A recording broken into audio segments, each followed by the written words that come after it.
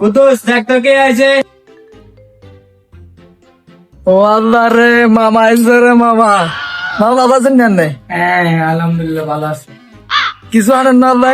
এত আনছি তো একটু কই যায়। ও মা গো, কইয়া না। বইয়েন বইয়েন, আব্বার ডাকি। হ্যাঁ একটা নাম করে ডাকো। কি রে কে রে আছে ওই সময়?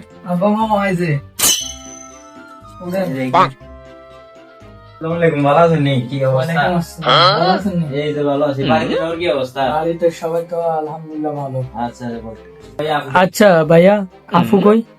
তোমার আপু তো আমার ভাইকে দেখতে গেছে। আমার ভাই দুদিন ওই জ্বরটা অসুস্থ ছিল তো, তার কারণে আজকে একটু দেখতে গেছে। আবার বিকেলে চলে যাবে, সমস্যা নেই।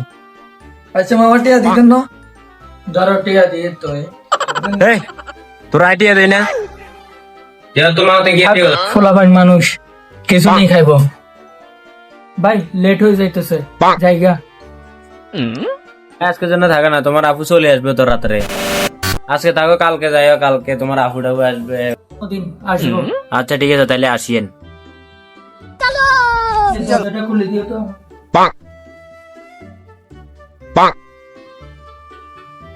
আব্বা কই তুমি? কি হয়েছে এত জোরে চিল্লাইছ যে? কইছেন নি আব্বা? সিরাটি এনে দিছে। আচ্ছা এত টিয়ার মালিক এতদিন পর আইছে, তারপরে তোরে সিরাটি একটা ধরা দিছে। কারণ কিপটার কিপটা ছোট লোকই থাকবো, বড় লোক হইলেও এটা ছোট লোকের সব ফল লাগবে।